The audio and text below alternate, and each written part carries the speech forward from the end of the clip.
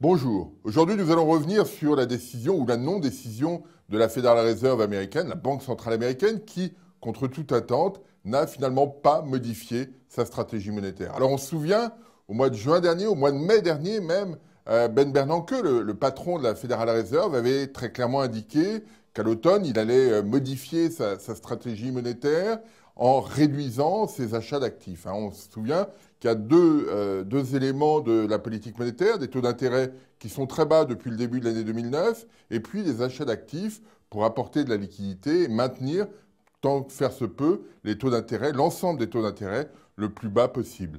Et la Fed, la Banque centrale américaine, achète tous les mois 85 milliards de dollars, 40 milliards d'actifs liés à l'immobilier, 45 milliards d'obligations du Trésor américain. Et c'est cette partie-là que Ben Bernanke voulait réduire en disant, c'est ce qu'il avait dit au mois de juin lors de sa conférence de presse, il y a des signaux plutôt favorables sur l'économie américaine et ça nous incite, nous, Federal Reserve, à modifier progressivement notre politique monétaire pour à terme retrouver une allure plus normale. Et tout le monde s'était fixé sur cette idée que, effectivement, la Fed allait modifier à l'automne sa politique monétaire. Alors tout le monde s'était calé sur le mois de septembre, sur la réunion du mois de septembre, parce qu'il y avait une conférence de presse, et surtout parce que Ben Bernanke avait indiqué en juin que lorsque le taux de chômage atteindrait 7% aux États-Unis, il arrêterait les achats d'actifs.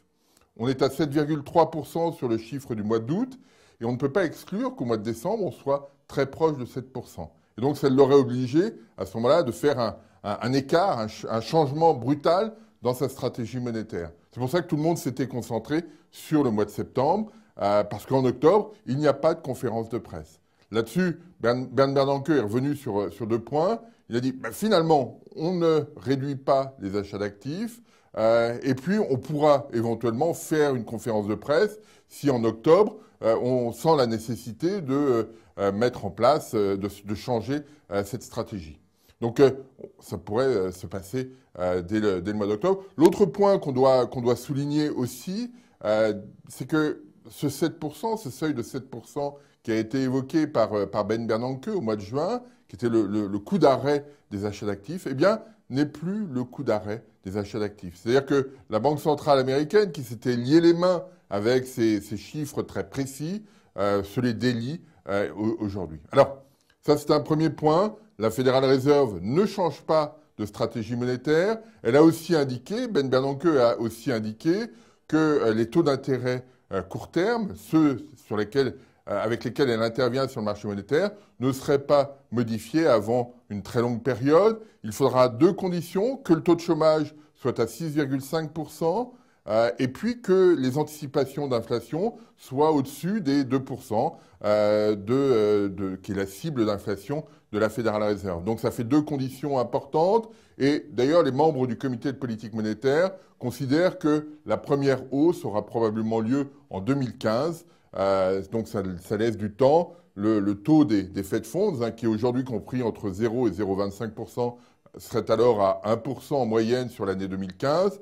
En 2016, il serait à 2%. Et on voit bien que la sortie de cette période de crise est très longue parce que les membres du comité de politique monétaire considèrent que la valeur de long terme de ces taux d'intérêt des Fed Funds, ces taux d'intervention de la Banque centrale américaine, c'est 4%. Ça veut dire qu'en 2016, on sera qu'à la moitié du chemin, si je puis dire. Si on part aujourd'hui de quasiment zéro, on passera simplement à 2% en 2016 et 4% dans le long terme. C'est très très loin. Et donc ça traduit bien, et c'est ça l'aspect qu'il faut conserver de cette non-décision, d'une certaine manière, de la Federal Reserve, c'est que celle-ci observe que l'économie n'a pas eu le profil, n'a pas eu l'allure qui était attendue en juin. En d'autres termes, en juin, Ben Bernanke disait finalement la situation est meilleure qu'attendue, les choses se passent un peu mieux, et donc il attendait une amélioration du profil de l'activité. Ça n'a pas été le cas, et donc d'où cette inquiétude sur l'économie américaine et sur son retrait, si je puis dire, dans sa façon de faire. Alors, ça pose une question très simple.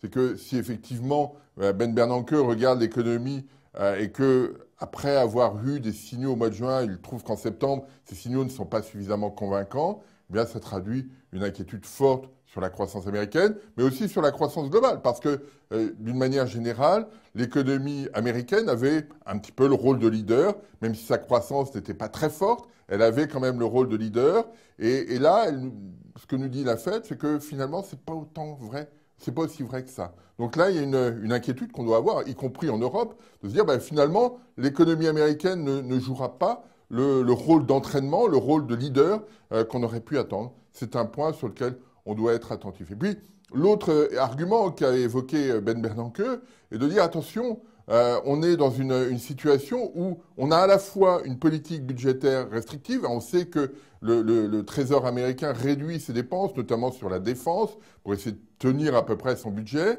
Et puis, les conditions financières se sont dramatiquement resserrées avec une hausse des taux d'intérêt spectaculaire sur les taux à 10 ans. Par exemple, on était très proche de 3% avant la décision, donc un mouvement de remontée qui avait été très, très important. Et Ben Bernanke dit, attention, on a la politique budgétaire et la politique monétaire qui, explicitement ou implicitement, deviennent plus restrictives. Et ça, c'est quelque chose auquel il faut être attentif. Dans le passé, en 1937-1938, une situation de ce type-là avait pesé très lourdement sur l'activité et donc ça avait créé en 1938 une situation fragile sur la croissance, d'où la nécessité après de changer très rapidement la façon de faire en matière de politique économique. Et là, ce que dit Bernanke, c'est qu'on ne veut pas, implicitement, on ne veut pas rentrer dans cette logique-là, d'où sa non-action, si je puis dire, sur la politique monétaire. Donc voilà, l'objectif, après, c'est qu'effectivement, les taux d'intérêt retombent un petit peu par rapport à ce qui était observé depuis le début du mois de septembre. Donc voilà, on est dans cet environnement. Alors, ça va permettre au marché financier probablement d'être un petit peu moins tendu, d'avoir un peu moins de tension sur les taux d'intérêt. Ça devrait rassurer au moins temporairement la dynamique des marchés émergents. Donc on a une configuration un petit peu moins tendue, mais cela traduit, cela reflète. C'est tout à fait vrai quand on regarde les projections qui sont faites par la Fed, des inquiétudes sur la croissance, alors qu'il n'y a absolument aucune inflation. Cette situation va inciter la Fed à maintenir des taux d'intérêt très bas, une politique monétaire très accommodante pendant encore très longtemps, et c'est ça aujourd'hui ce qu'il faut retenir.